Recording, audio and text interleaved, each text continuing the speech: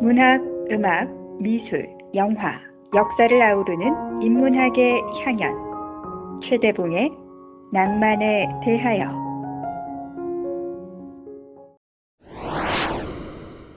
안녕하셨습니까? 최대봉입니다.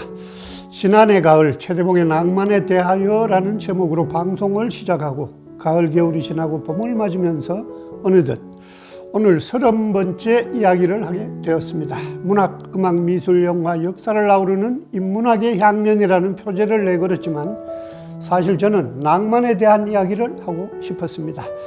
이 변화와 속도와 거대 담론과 정치적 이념들이 지배하는 세상에서 아롱대던 봄날의 시냇가나 푸르게 일렁이던 여름 저녁, 떠나는 이의 노래 같은 바람이 불어가던 가을 언덕, 차가운 겨울밤 가로등 불빛 아래 멈춰섰던 시간들을 낭만이라는 이름으로 불러낸다는 것이 얼마나 부질없고 생뚱맞고 낯설기까지 한 일이라는 걸 저도 여러분도 잘 압니다.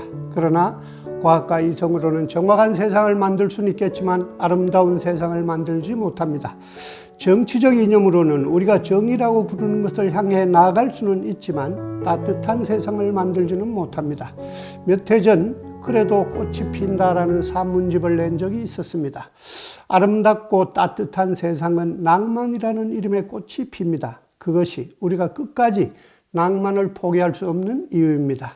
지금 흐르고 있는 이 노래 국악동요 모두가 꽃이야입니다. 낭만 닥터가 나오는 드라마에서 죽어가는 노 원장에게 젊은 전공의가 불러주던 노래이기도 합니다. 오늘은 오랜만에 낯간지러운 얘기 한마디만 하겠습니다. 아직 구독하지 않으신 님들, 오늘은 그래도 포기할 수 없는 우리의 낭만을 위해 구독 꾹 눌러 주십시오. 방금 들으신 모두가 꽃이야에서 이름 없이 피어도 하는 대목에서 콧잔등이 시큰했습니다. 지금 이 순간에도 무겁고 답답한 방호복을 입고 국민 안전의 최전선에서 코로나19와의 힘겹고 외로운 사투를 벌이고 있는 이름 없는 의료진들, 당신이 꽃입니다. 최대봉의 낭만에 대하여 30번째 이야기는 수선화에게입니다. 수선화, 오래전 노래에서 그 이름을 들었습니다.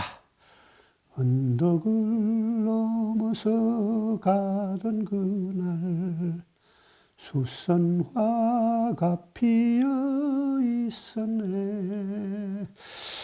중학교 음악 시간에 배운 홍하의 골짜기의 한 대목이었습니다. 영어 제목을 그대로 번역해 쓰던 시절 Red River, 즉 붉은 강은 그대로 홍하가 되고 시골의 작은 마을을 의미하는 밸리도 골짜기가 되어 미국 민요 Red River Valley는 그렇게 홍하의 골짜기라는 이름으로 우리에게 불려졌었습니다. 이 노래는 미국 서부 개척 시대의 카우보이들의 최애창곡이었습니다. 사람들은 당신이 곧 이 마을을 떠날 거라고 말해요. From this valley, they say you're going. 으로 시작해 끔찍이도 사랑하던 여인을 떠나보내야 하는 어느 카우보이의 애절한 마음이 그대로 담겨 있습니다. 지금 카니 프란시스가 부르고 있는 그 노래의 원래 가사에는 사실 수선화가 등장하지 않지만 그 노래 덕분에 수선화는 내게 이별의 심사가 담긴 슬픈 꽃으로 다가왔었습니다. 서부 생활에 지쳐버린 그녀가 동부로 떠나버린 뒤 이별의 아픔에 괴로워하던 카우보이가 미쳐서 마을을 떠나고 얼마 후 사막에서 죽은 채로 발견되었는데 근처의 작은 카페의 낡은 피아노가 저절로 그 노래를 연주하더라는 슬픈 전설까지 가지고 있는 터입니다. 그 무렵쯤 워즈워드시에서 수선화를 만났습니다. I wandered lonely as a cloud that floats on high over vales and hills. 골짜기와 언덕을 외로운 구름처럼 떠돌다가 When all at once I saw a crowd, a host of golden daffodils. 나는 보았네 황금빛 수선화의 무리를. 클라우드와 크라우드, 히얼스와 데퍼딜스처럼 시의 행 끝에 같은 음의 단어를 배치해 리듬감을 살리는 라임이 오롯이 살아있는 daffodils, 수선화라는 제목의 이 시에서 우리의 삶은 더덥고 외로운 방랑의 길이고 수선화는 나그네의 지친 심신을 달래주는 위로의 꽃입니다. 야생의 수선화와 가장 인상적으로 맞닥뜨린 것은 김승기 시인과의 제주도 여행길에서였습니다. 참고로 정신과 전문의인 그는 얼마 전 유튜브에 다이어트 방송 비만학교를 시작했습니다. 달콤한 여수와 치기로 적당히 지쳐있던 우리는 서귀포의 이중섭 공원의 주크박스에서 흘러나오는 남인수의 서귀포 70리를 듣고 또 들었습니다. 주크박스의 단추를 몇 번씩이나 누르면서 바닷물이 철썩철썩 파도치는 서귀포. 진주 캐던 아가씨는 어디로 갔나라며 처량하게 떨리는 그 노래를 듣고 있는데 그때 희미한 방명 속에서 수선화가 다가왔습니다. 그 공원 한켠에 일부러 가져다 꾸며놓은 듯한 현무암 사이로 수선화들이 무리지어 피어 있었던 것입니다. 희미한 치기 속에서 워즈워드의 시를 떠올랐음은 물론이고 이중섭 거리를 오르내리며 들린 술집들에서는 브라더스 포의 7송이 수선화를 흥얼거렸습니다. I may not have a mansion, 내게는 화로운 집도 없고 I haven't any land, 땅 한 떼기 없지만 그리고 not even a paper dollar to crinkle in my hand, 내 손에 구겨질 지폐 한 장 없지만 But I can show you moon on a thousand hills, 그대에게 1000개의 언덕에서 떠오르는 아침 해를 보여줄 수 있고 And kiss you and give you 7 daffodils, 키스와 함께 7송이 수선화를 드릴 수는 있어요. 오래전 학교에서 영어를 가르칠 때, 지금은 수능이지만 그때는 학력고사였죠. 학력고사가 끝나고 고3 학생들에게 이 노래를 가르쳐 주었었습니다. 그리고 믿었었습니다.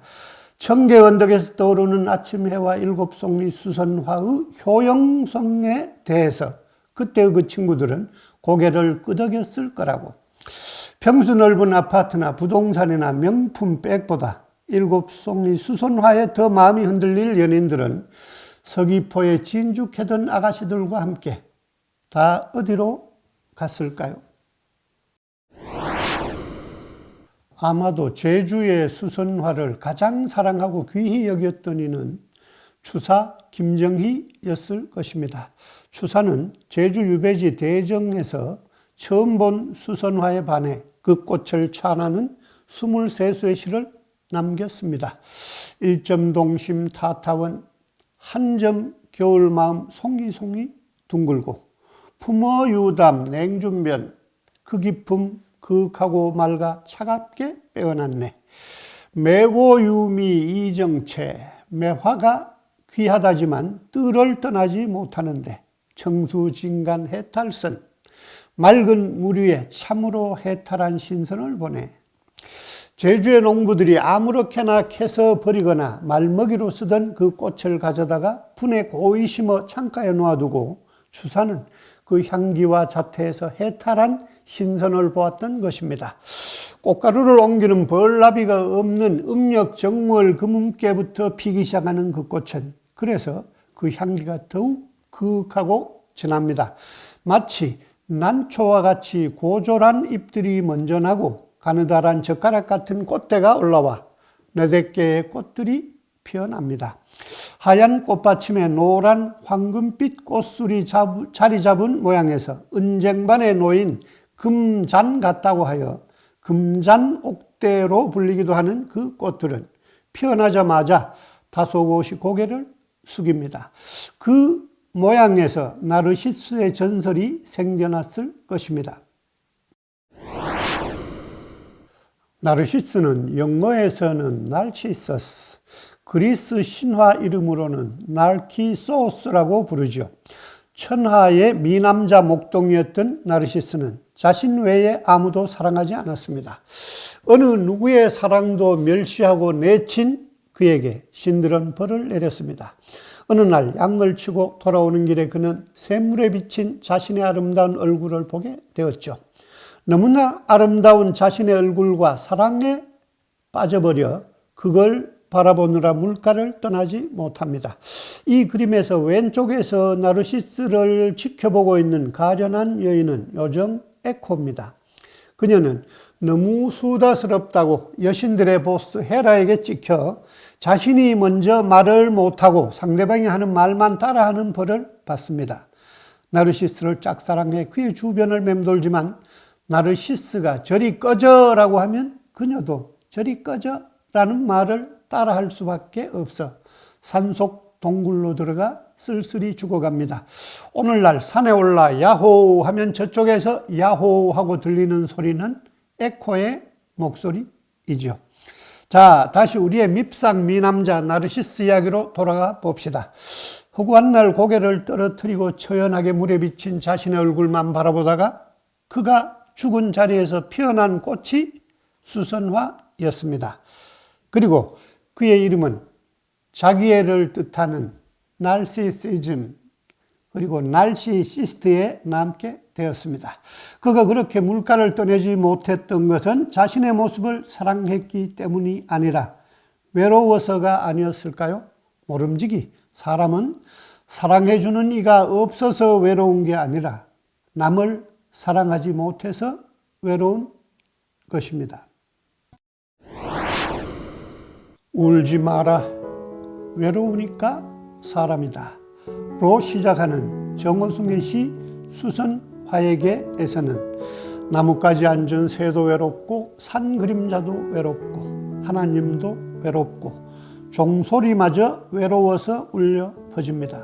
누군가가 떠나가고 있는 길섭이나 나그네의 지친 유랑의 길에나 중섭공원의 어슴푸레한 박명속이나 추사가 유배했던 서귀포 대정읍의 현무암 돌담 아래에서나 어느 호젓한 물가에 지금 수선화가 외롭게 피어있을 것입니다.